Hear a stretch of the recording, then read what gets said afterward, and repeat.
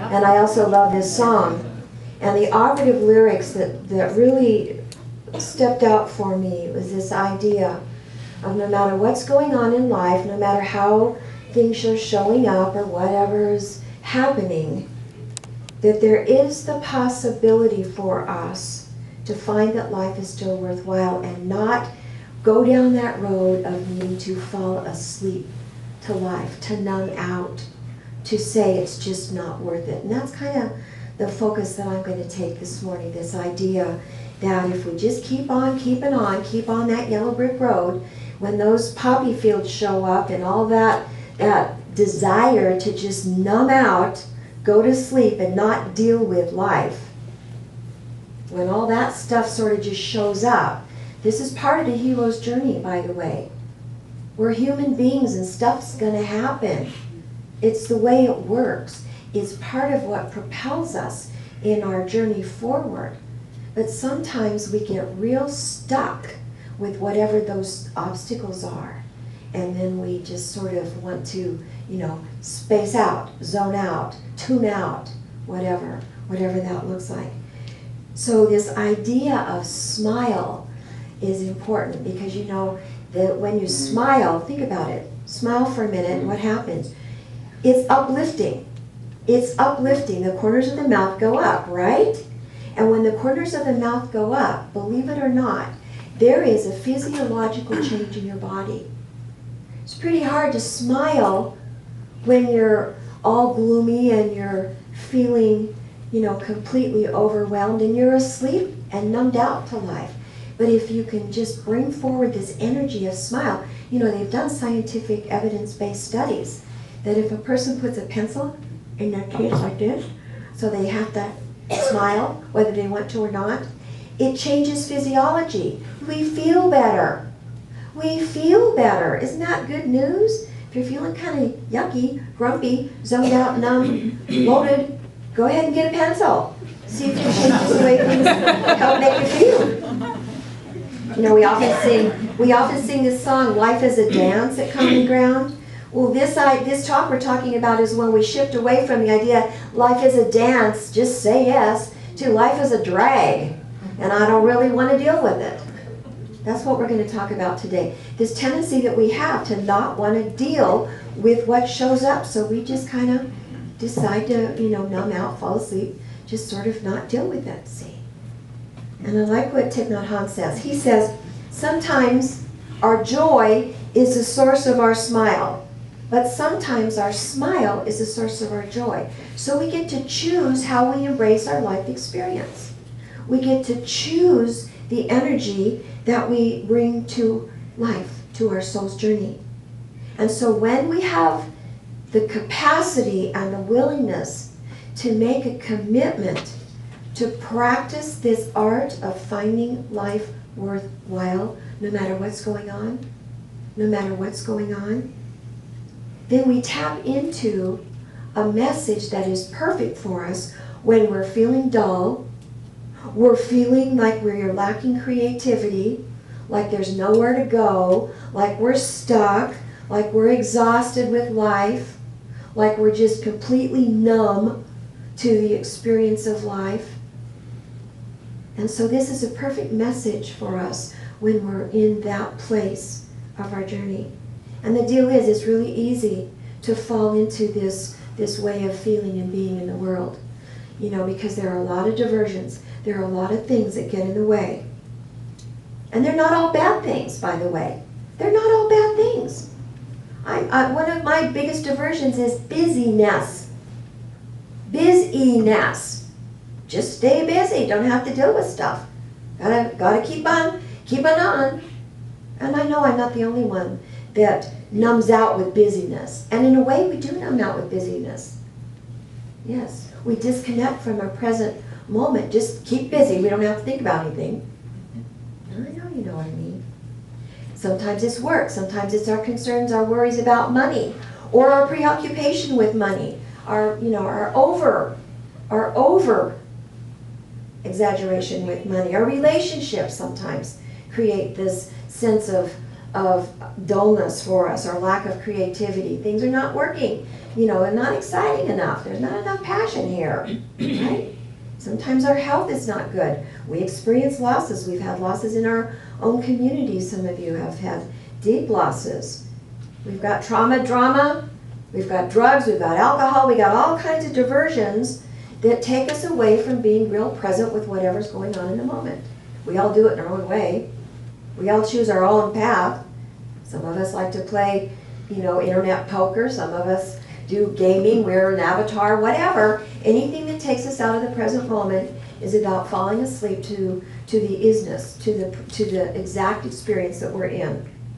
And so this idea that we need to bother to stay present, and this is what Jean Houston says in the book that Glenda referred to. We need to bother paying attention to whether or not we're falling asleep in our life journey, because it's easy to feel overwhelmed. It's easy to get discouraged, and it's easy to be disconnected to the things that matter most to us. Think about it. Think about it. This idea then of shifting our attention to those things that bring us joy, that feed our heart, and that inspire us, helps us to rekindle our passion and refuel our connection to what matters most to us. And when we can do that, then whatever those dull, not very creative places are in our life experience, those voids that are causing us to numb out or feel tired, feel overwhelmed, she says that when we can actually shift our perception, we can pour blessings into the hollow spaces of our lives. Those places where we're numbing out are those hollow spaces in our lives. So we're called to actually pay attention to what those distractions are. We've all got our own. When I think about mine, I can think of some that have been pretty darn unhealthy, being a 12-stepper.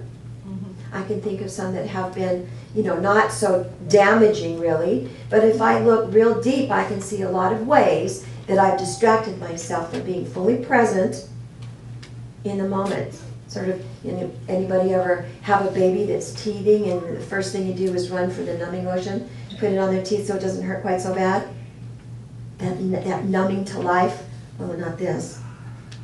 So this whole message is really an example of one of the key teachings that we have in this community. And that is, we have the incredible human capacity to pay attention to the thoughts that we're holding.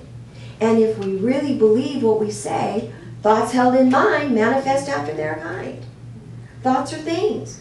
So when we're holding thoughts that are about being dull, being not creative, wanting to numb out, wanting to fall asleep, wanting to, that life's a drag, when we're holding those thoughts, guess what happens? That's what manifests.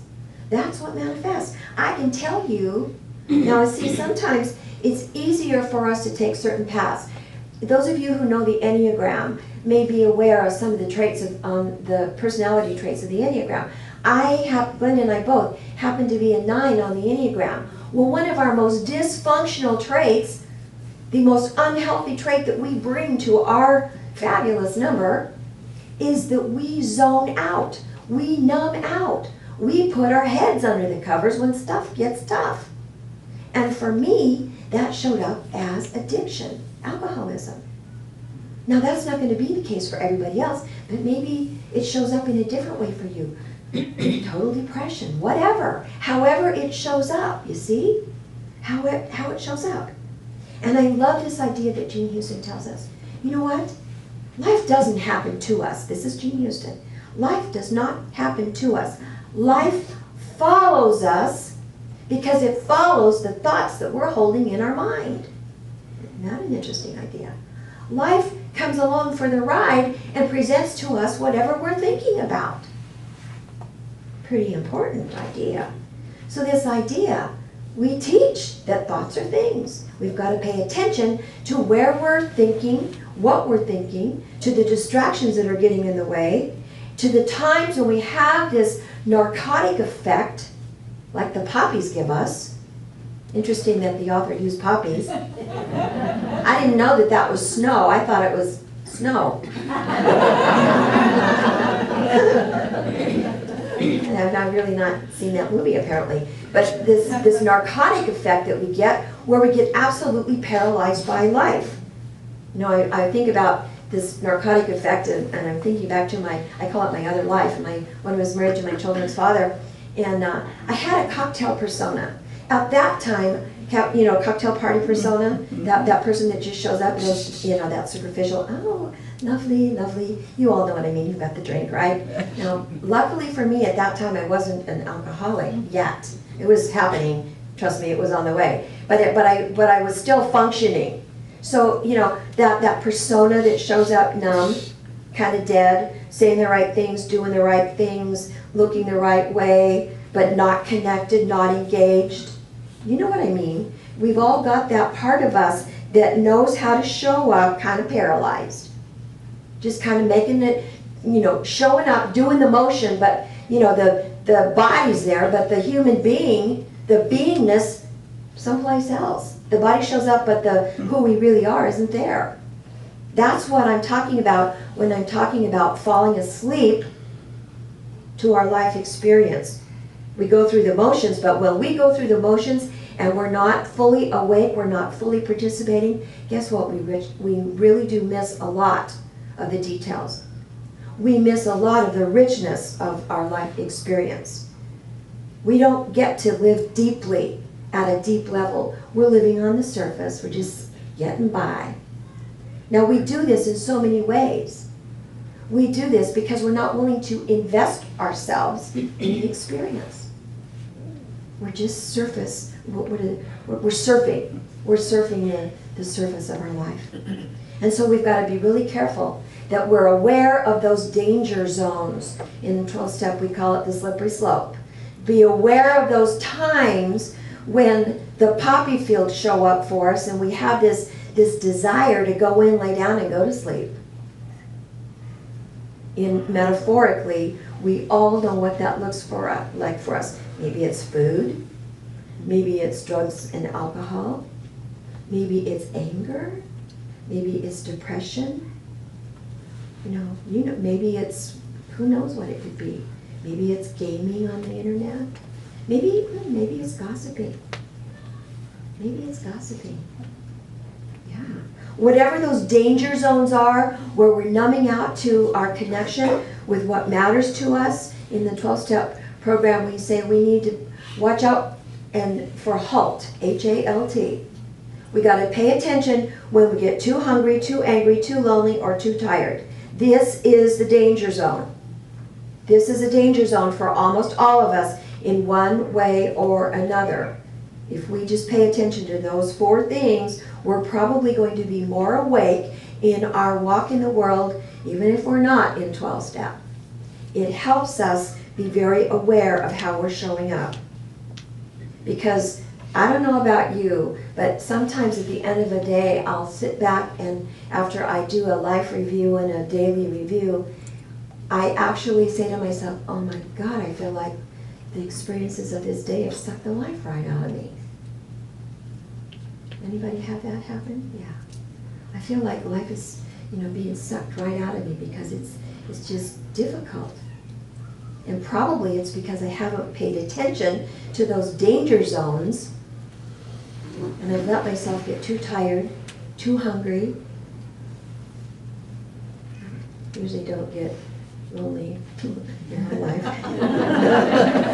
And thankfully I don't have too much of a problem with anger. But I do have, those other things, that exhaustion, that sheer exhaustion. I just want to go take a nap. And sometimes that's appropriate. And so sometimes what we do is when this was my path, it has to do with substance abuse. That's a quick fix. But whatever your path is, you know what that path looks like for you. And this is when we are ready to fall asleep in the poppy field, we look for the quick fix, whatever that is for us. We look for that. Maybe it's a sex addiction. Maybe it's whatever it is for you, we look for the quick fix so that we don't have to deal with whatever's going on in the moment. So we can numb out, make life a little bit easier, to neutralize, take the edge off. Do you know what I'm talking about? So think about, what is that for you? Do you withdraw? Do you isolate? Do you refuse to participate in life? You know what it looks like for you. And when we do this, our quality of life suffers. And guess what? When our quality of life starts to suffer, it's very hard for us to express our divinity, to be our radiant, beautiful self with this incredible halo that's ready to shine on everyone and everything that we come in contact with. Because we're droopy. We get a little bit droopy. We get a little bit gray around the edges when we're neutralized, dulled out, when we're just getting by. We're not bringing our energy, our enthusiasm, our passion, our commitment to our experiences. We're just going through the motions. And so we suffer. This is where suffering comes from. Guess what? Apathy, that quality of apathy has a very dense vibration. Think about the way joy feels in your body, in your experience of life. Think about how joy feels. It's light, it vibrates, it's energetic, it's uplifting. Think about what apathy feels like. That I could care less. It's heavy, it's dense. And this is what we've got to watch out for. So here's your invitation. Oh, I forgot to tell you. See my little guy up there? That's what we're talking about. That, oh God, just getting through the day. You know, that droopy dude. David, go to the next slide. Barbara Fukuda will recognize this slide. Yes, thank you. Thank you, Barbara, for sending this.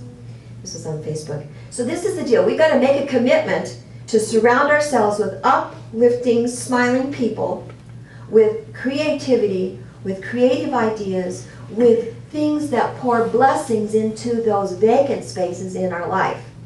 Okay? And most important of all, we need each other.